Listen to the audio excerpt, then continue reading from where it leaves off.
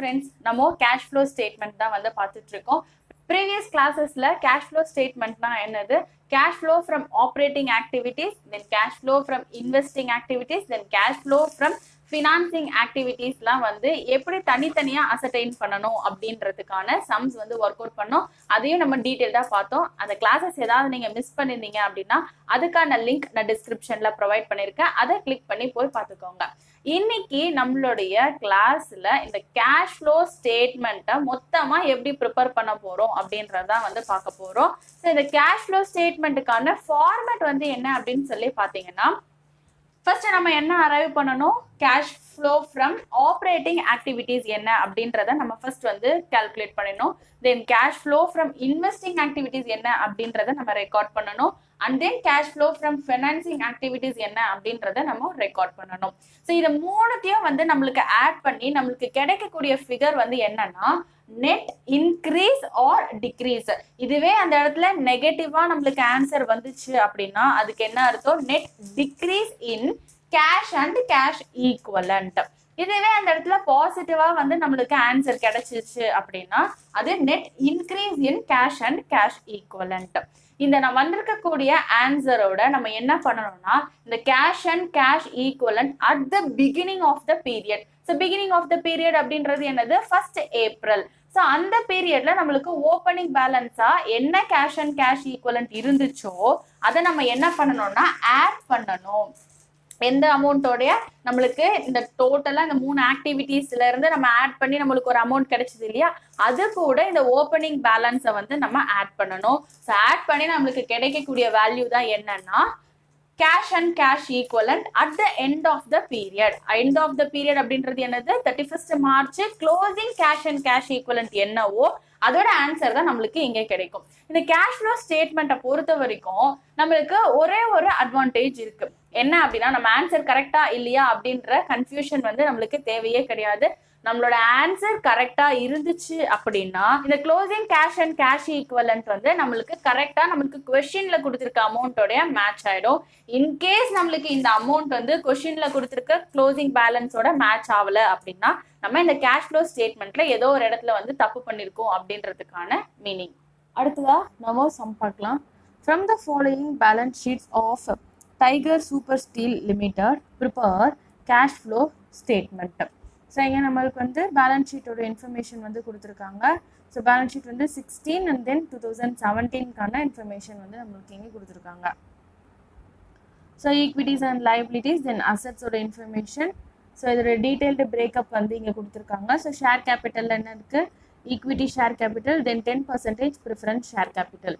So இப்போ 2016ல வந்து ஈக்விட்டி ஷேர் கேபிட்டல் 80,000 இருக்கு, தென் 17ல வந்து 1,20,000. அப்போ வந்து என்னது, ஈக்விட்டி ஷேர் கேபிட்டல் இன்க்ரீஸ் ஆகியிருக்கு.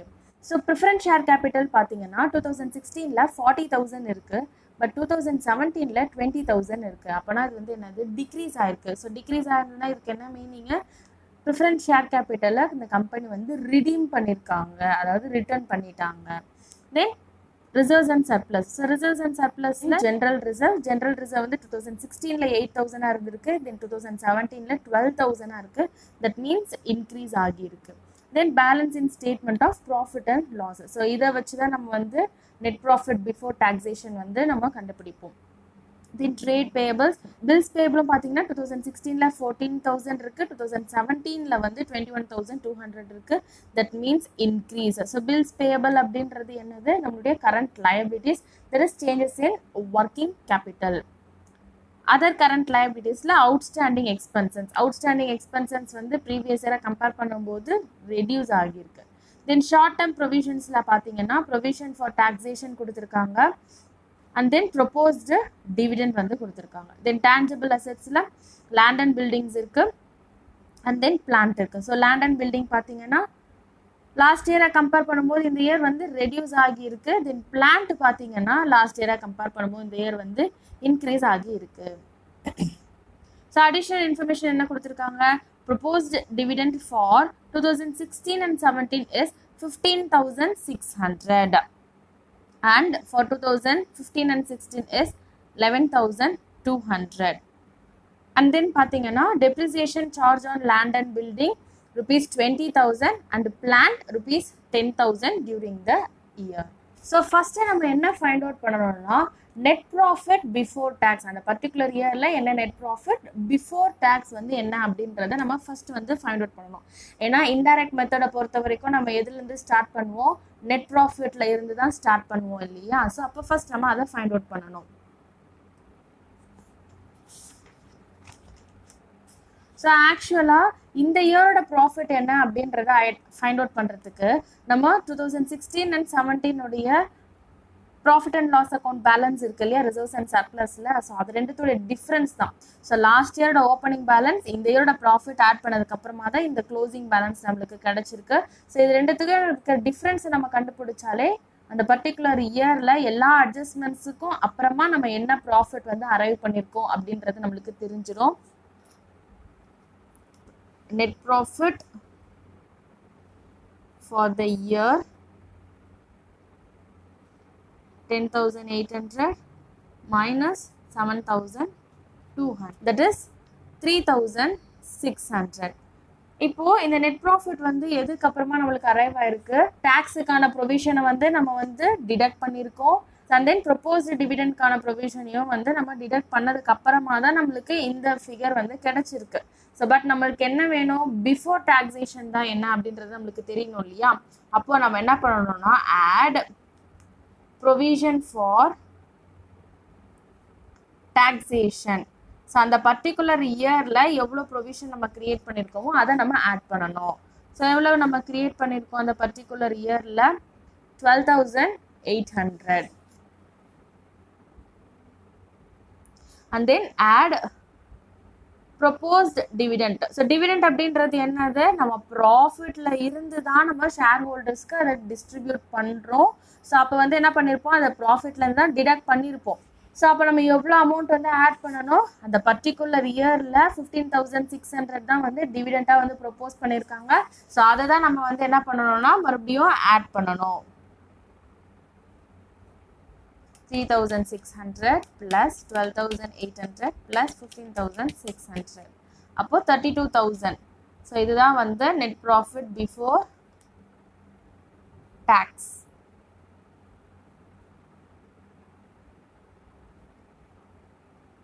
and extraordinary items.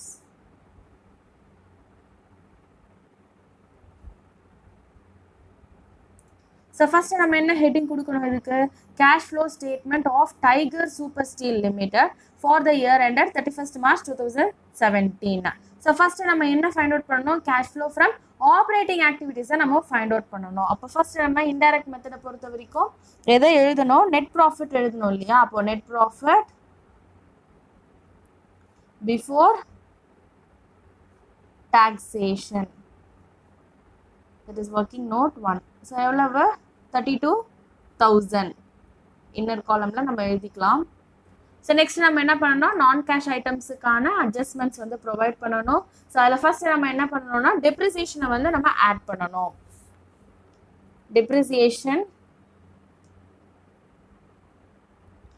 On land and building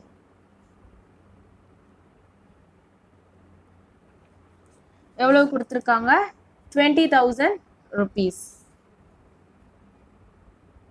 And then depreciation on plant அது எவ்வளவு, 10,000 rupees. நெக்ஸ்ட் நம்ம என்ன பண்ணணும், ரிசர்வ் வந்து இன்க்ரீஸ் ஆகியிருக்கு இல்லையா? அப்போ என்ன பண்ணுவாங்க, ப்ராஃபிட்ல இருந்து ஒரு ப்ரொபோர்ஷனை தான் வந்து ரிசர்வ்க்கு டிரான்ஸ்ஃபர் பண்ணியிருக்காங்க. அப்போ அதையும் வந்து அதுவும் வந்து என்னது, நான் கேஷ் ஐட்டம், அதையும் நம்ம என்ன பண்ணணும், ஆட் பண்ணணும். Transfer to general reserve. எவ்வளவு, 12,000 மைனஸ் 8,000. அப்போ அந்த இயர்ல 4,000 rupees வந்து ரிசர்வ் அக்கௌண்ட்டுக்கு டிரான்ஸ்ஃபர் பண்ணியிருக்காங்க. இன்டான்ஜிபிள் அசெட்ஸ் எடுத்துக்கிட்டிங்கன்னா 2016ல 24,000 இருக்கு, பட் 2017ல வந்து 18,800 இருக்கு. அப்போ வேல்யூ வந்து என்ன இருக்கு, ரெடியூஸ் ஆயிருக்கு. பட் நம்மளுக்கு இங்கே அடிஷ்னல் இன்ஃபர்மேஷன்ல அதை சேல் பண்ணியிருக்கிறதா ஏதாவது இன்ஃபர்மேஷன் கொடுத்துருக்காங்களா, இல்லை. அப்படின்னா என்ன அர்த்தம்னா அந்த இன்டான்ஜிபிள் அசெட்ஸை ரைட் ஆஃப் பண்ணியிருக்காங்கன்னு அர்த்தம். அதாவது ப்ராஃபிட் அண்ட் லாஸ் அக்கௌண்ட்ல எக்ஸ்பெண்டிச்சரா வந்து டெபிட் பண்ணியிருக்காங்கன்றது தான் அதோட மீனிங். ஸோ அப்போ இதை ரைட் ஆஃப் பண்ணதும் வந்து என்னது நான் கேஷ் ஐட்டம் இல்லையா, அப்போ அதையும் நம்ம என்ன பண்ணணும்னா ஆட் பண்ணணும். இன்டான்ஜிபிள் அசெட்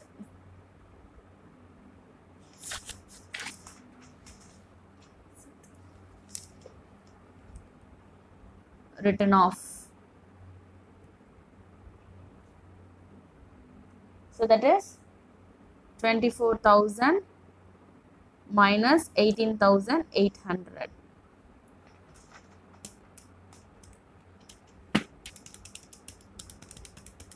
So 5,200 rupees தான் வந்து ரைட் ஆஃப் பண்ணியிருக்காங்க.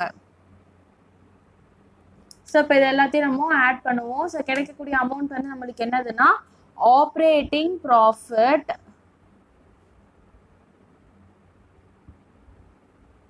Before working capital changes. So 32,000 plus 20,000 plus 10,000 plus 4,000 plus 5,200, that is 71,200. அடுத்ததா நம்ம working capital changesக்கான இன்ஃபர்மேஷனும் ப்ரொவைட் பண்ணணும். ஸோ working capital அப்படின்றது என்னது current assets and then current liabilities இல்லையா. ஸோ அப்போ வந்து கரண்ட் லைபிலிட்டிஸ்ல பார்த்தோம்னா வந்து பில்ஸ் பேபிள் வந்து என்ன இருக்கு இன்க்ரீஸ் ஆகிருக்கு. அப்போ அதை எழுதுவோம் இன்க்ரீஸ் இன் பில்ஸ் பேபிள். எவ்வளோ இன்க்ரீஸ் ஆகிருக்கோ அதை தான் நம்ம வந்து ரெக்கார்ட் பண்ணணும். தட் இஸ் 21,200 minus 14,000, 7,200 rupees தான் வந்து இன்க்ரீஸ் ஆகிருக்கு. அதை நம்ம ரெக்கார்ட் பண்ணணும். ஸோ லயபிலிட்டி வந்து இன்க்ரீஸ் ஆச்சு அப்படின்னா அதே சிம்பிள் தான். So increase in liability current liability அப்படின்றது நம்ம பாசிட்டிவாக தான் ரெப்ரசென்ட் பண்ணுவோம். அண்ட் தென் பார்த்தீங்கன்னா அவுட்ஸ்டாண்டிங் எக்ஸ்பென்சஸ் வந்து டிக்ரீஸ் ஆகியிருக்கு இல்லையா, ஸோ அதையும் நம்ம வந்து ரெக்கார்ட் பண்ணணும். Decrease in outstanding expenses. So 3,200 minus 2,400, that is 800 rupees. So decrease அப்படின்றது நம்ம அதை என்ன பண்ணுவோம் பிராக்கெட்ல ரெப்ரசென்ட் பண்ணுவோம், that is மைனஸ் பண்ணணும். அண்ட் தென் கரண்ட் அசெட்ஸை பொறுத்த வரைக்கும் ஸோ கரண்ட் அசெட்ஸ் இங்கே கொடுத்துருக்காங்க. ஸோ என்னது இன்வென்ட்ரிஸ் வந்து என்ன இருக்கு டிக்ரீஸ் ஆகியிருக்கு. அண்ட் தென் ட்ரேட் ரிசீவபிள்ஸ் பார்த்தீங்கன்னா லாஸ்ட் இயரை கம்பேர் பண்ணும்போது இன்க்ரீஸ் ஆகியிருக்கு. ஸோ கரண்ட் அசெட்ஸ் மட்டும் நம்ம என்னது ஆப்போசிட் சைனை வந்து ரெப்ரசென்ட் பண்ணுவோம். இன்க்ரீஸ்னா நம்ம மைனஸ் பண்ணுவோம், டிக்ரீஸ்னா நம்ம அதை ஆட் பண்ணுவோம். Decrease in inventories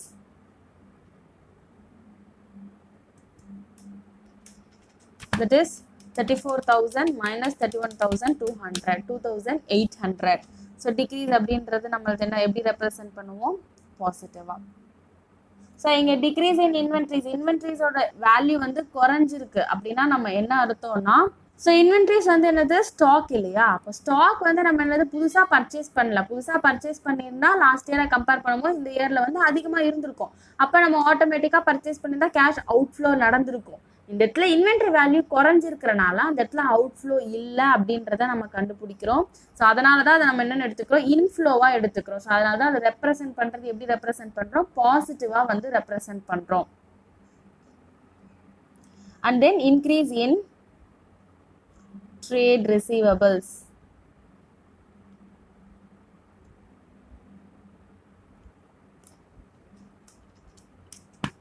That is 43,200 minus 30,000, 13,200 rupees. இதை நம்ம என்ன பண்ணோம்னா கேஷ் அவுட்ஃப்ளோவாக கன்சிடர் பண்ணுறோம். ஸோ அதனால நெகட்டிவ் ஃபிகரை நம்ம ரெப்ரசென்ட் பண்ணுறோம். So increase or decrease in current லயபிலிட்டிஸ்னால் வந்து சேம் சைன், பட் கரண்ட் அசட்ஸ்னால் வந்து டிஃப்ரெண்ட் சைன்றது நான் உங்களுக்கு ஈஸியாக மெமரைஸ் ஆகணுன்றதுக்காக தான் சொன்னேன். இதோட எக்ஸ்ப்ளனேஷன் வந்து நான் ப்ரீவியஸ் கிளாஸஸில் வந்து கொடுத்துருக்கேன். அதை வந்து ஒரு வாட்டி வந்து பார்த்துக்கோங்க. ஸோ இந்த ஸ்டெப்ல நம்மளுக்கு கிடைக்கக்கூடிய ஆன்சர் வந்து என்னன்னா cash generated from operating activities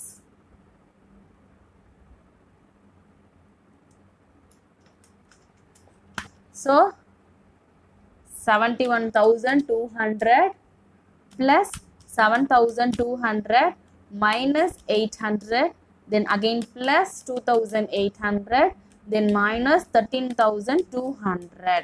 So எவ்வளவு 67,200. இப்போ நம்ம என்ன பண்ணணும்னா இன்கம் டாக்ஸ் பே பண்ணதை மைனஸ் பண்ணணும். Less income tax paid. So நீங்கள் நினைக்கலாம் நம்மளுக்கு இந்த இடத்துல வந்து ப்ரொவிஷன் தானே கொடுத்துருக்காங்க, பட் இன்கம் டேக்ஸ் எவ்வளோ பே பண்ணாங்கன்றத கொடுக்கல அப்படின்னு சொல்லி நீங்கள் நினைக்கலாம். ஸோ இந்த இடத்துல நம்ம என்ன அசியூம் பண்ணியிருக்கணும் அப்படின்னா லாஸ்ட் இயர் நம்ம என்ன ப்ரொவிஷனாக கிரியேட் பண்ணியிருக்கோமோ அதை 2017 நம்ம பே பண்ணியிருப்போம். இது வந்து 2017க்கான டேக்ஸை வந்து நம்ம எப்போ பே பண்ணுவோம், அந்த இயர் முடிஞ்சதுக்கு அப்புறமா தான் பே பண்ணுவோம் இல்லையா. ஸோ எப்போதுமே இன்கம் டேக்ஸ் நம்ம எப்போ பே பண்ணுவோம்னா அந்த பர்டிகுலர் இயர் முடிஞ்சதுக்கு அப்புறம் எவ்வளோ ப்ராஃபிட் இருக்குன்றதை ஐடென்டிஃபை பண்ணதுக்கு அப்புறமா தான் நம்ம பே பண்ணுவோம். ஸோ 31st March உங்களுக்கு ஃபினான்ஷியல் இயர் முடியுதுன்னா நீங்கள் அதுக்கப்புறமா தான் அந்த ஃபினான்ஷியல் அக்கௌண்ட் வந்து ப்ரிப்பேர் பண்ணுவீங்க. அப்போதான் ப்ராஃபிட் என்னன்றதை கண்டுபிடிப்பீங்க. ஸோ அந்த ப்ராஃபிட்டுக்கு தான் நீங்கள் என்ன பண்ணுவீங்கன்னா இன்கம் டேக்ஸ் பே பண்ணுவீங்க. இதுதான் வந்து ப்ராக்டிக்கலாக நடக்கும். ஸோ அதனால நம்ம இங்கே என்ன அசியூம் பண்ணிக்கணும்னா லாஸ்ட் இயர் நம்ம என்ன ப்ரொவிஷன் சொல்லி கிரியேட் பண்ணியிருக்கோமோ அதை நெக்ஸ்ட் ஃபினான்ஷியல் இயரில் நம்ம பே பண்ணியிருப்போம். தட் இஸ் 2017 நம்ம பே பண்ணியிருப்போம். ஸோ அப்போ இன்கம் டேக்ஸ் பெய்டுன்றதை நம்ம என்ன எடுத்துக்கணும்னா லாஸ்ட் இயரோட ப்ரொவிஷனை தான் நம்ம கேஷ் அவுட்ஃப்ளோவாக கன்சிடர் பண்ணணும். இப்போ எவ்வளவுனா 11,200.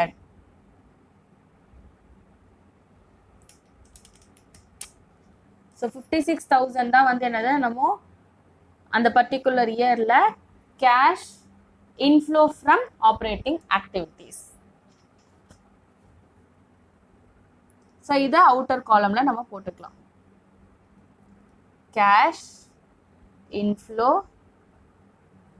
From operating activities. இதுவே இந்த ஃபிகர் நெகட்டிவா இருந்ததுன்னா நம்ம என்ன எழுதுவோம், கேஷ் யூஸ்டு இன் ஆப்ரேட்டிங் ஆக்டிவிட்டீஸ் அப்படின்னு சொல்லி எழுதுவோம். ஸோ அடுத்ததான் நம்ம என்ன ஃபைண்ட் அவுட் பண்ணணும், இன்வெஸ்டிங் ஆக்டிவிட்டீஸ்ல அந்த பர்டிகுலர் இயர்ல என்ன கேஷ் ஃப்ளோ நடந்திருக்குன்றத ஃபைண்ட் அவுட் பண்ணணும். ஸோ இங்கே நம்மளுக்கு என்ன கொடுத்துருக்காங்க, நான் கரண்ட் இன்வெஸ்ட்மெண்ட்ஸ் கொடுத்துருக்காங்க இல்லையா. ஸோ இன்வெஸ்ட்மெண்ட்ஸ் பார்த்தீங்கன்னா லாஸ்ட் இயரை கம்பேர் பண்ணும்போது இந்த இயர் என்ன இருக்கு, இன்க்ரீஸ் ஆகியிருக்கு. ஸோ அப்படின்னா என்ன அர்த்தம், அந்த பர்டிகுலர் இயர்ல புதுசாக இன்வெஸ்ட்மெண்ட்ஸ் வந்து பர்ச்சேஸ் பண்ணியிருக்காங்க. இப்போ பர்ச்சேஸ்ன்றது எதை ரெப்ரசன்ட் பண்ணோம், கேஷ் அவுட்ஃப்ளோவை ரெப்ரசன்ட் பண்ணோம். பர்ச்சேஸ் ஆஃப் நான் கரண்ட் இன்வெஸ்ட்மெண்ட்ஸ்.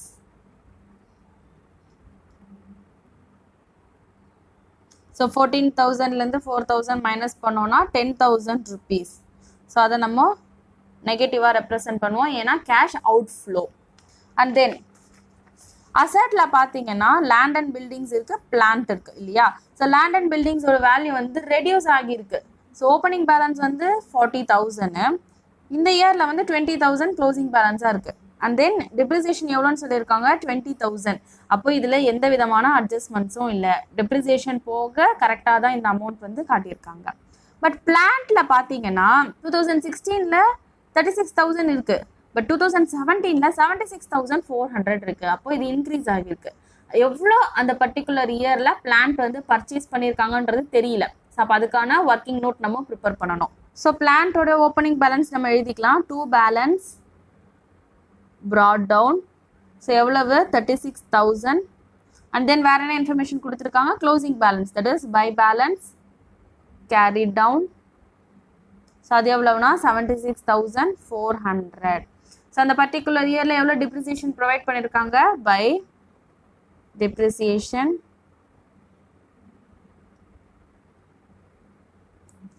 ₹10,000 வந்து டிப்ரிசியேஷனாக வந்து ப்ரொவைட் பண்ணியிருக்காங்க. தென் 2 பேங்க் அக்கௌண்ட். ஸோ இதுதான் வந்து balancing figure, that is purchase. So total பண்ணிடலாம், 86,400, 86,400. ஸோ 86,400ல 36,000 மைனஸ் பண்ணோம் அப்படின்னா 50,400. ஸோ இதுதான் வந்து அந்த பர்டிகுலர் இயரில் பிளான்ட் வந்து பர்ச்சேஸ் பண்ணியிருக்காங்க.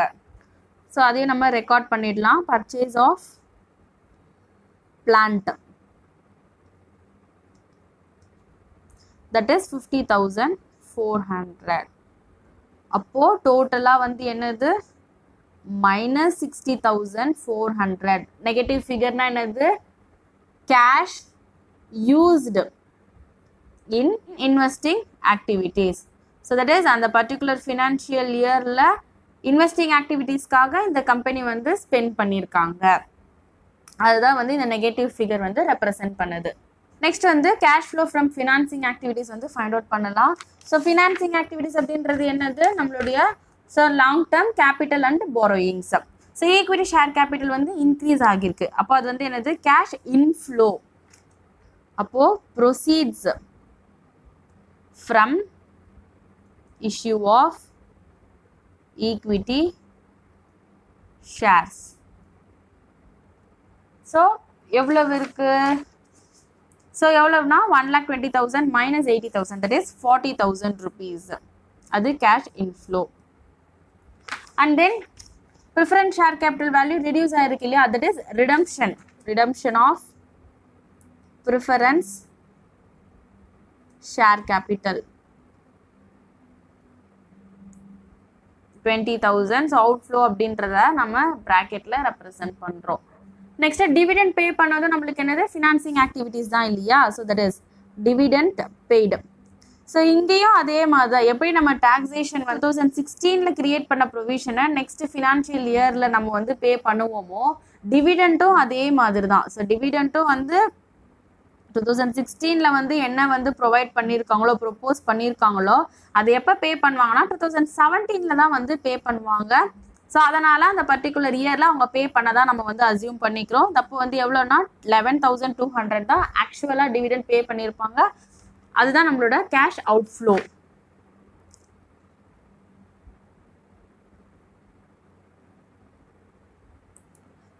ஸோ எல்லாமே நம்ம ரெக்கார்ட் பண்ணிட்டோம். இப்போ டோட்டல் பண்ணிடலாம். 40,000 minus 20,000 minus 11,200. அப்போ நெட்டா வந்து எவ்வளவு cash inflow 8,800. Cash inflow from financing activities 8,800. So இப்போ நம்ம மொத்தமாக இந்த 3 ஆக்டிவிட்டீஸ்லேருந்து வந்த கேஷ் ஃப்ளோவையும் நம்ம வந்து ஆட் பண்ணோம்னா அந்த பர்டிகுலர் இயரில் நெட்டாக கேஷ் ஃப்ளோ வந்து இன்க்ரீஸ் ஆகிருக்கா டிக்ரீஸ் ஆகிருக்கான்றது தெரியும். 56,000 minus 60,400 plus 8,800. அப்போது 4,400 வந்து என்னது பாசிட்டிவ் ஃபிகராக இருக்குது. That means net increase in cash flow during the year. Net increase in cash and cash equivalent.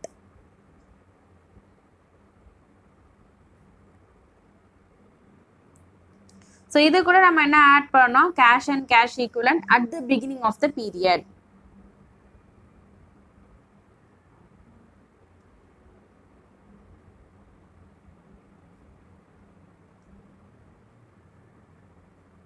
So cash and cash equivalent at the beginning of the period வந்து எவ்வளோ இருக்குன்னா 6,800 rupees. So இப்போ இந்த 6,800ஓட இந்த 4,400 நம்ம add பண்ணோம் அப்படின்னா நம்மளுக்கு கிடைக்கக்கூடிய வேல்யூ வந்து என்னதுன்னா cash and cash equivalent at the end.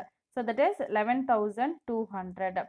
So நம்மளுக்கு கேஷ் ஃப்ளோ ஸ்டேட்மெண்ட்லாம் ஒர்க் அவுட் பண்ணதுக்கப்புறமா நம்மளுக்கு இந்த கிடைச்சிருக்கக்கூடிய இந்த ஆன்சரும் நம்மளுக்கு கொஷினில் வந்து cash and cash equivalent at the end of the period என்ன கொடுத்துருக்காங்களோ ரெண்டுமே வந்து சேமாக தான் இருக்கும். இதை வச்சு நம்ம கேஷ் ஃப்ளோ ஸ்டேட்மெண்ட் ப்ரிப்பேர் பண்ணது வந்து கரெக்டாக இல்லையா அப்படின்றத நம்ம தெரிஞ்சுக்கலாம். நீங்களும் வந்து இந்த சம்மை ஒரு வாட்டி ஒர்க் அவுட் பண்ணி பாருங்கள். இதில் ஏதாவது டவுட்ஸ் இருந்துச்சு அப்படின்னா அதை கமெண்ட் செக்ஷனில் லீவ் பண்ணுங்கள். ப்ரீவியஸ் கிளாஸஸ் ஏதாவது மிஸ் பண்ணியிருந்தீங்க அப்படின்னா அதுக்கான லிங்க் நான் டிஸ்கிரிப்ஷனில் ப்ரொவைட் பண்ணியிருக்கேன். அதை கிளிக் பண்ணி போய் பார்த்துக்கோங்க. இந்த கிளாஸஸ் எல்லாமே உங்களுக்கு யூஸ்ஃபுல்லாக இருக்குது அப்படின்னா மறக்காமல் உங்கள் ஃப்ரெண்ட்ஸுக்கும் ஷேர் பண்ணுங்கள்.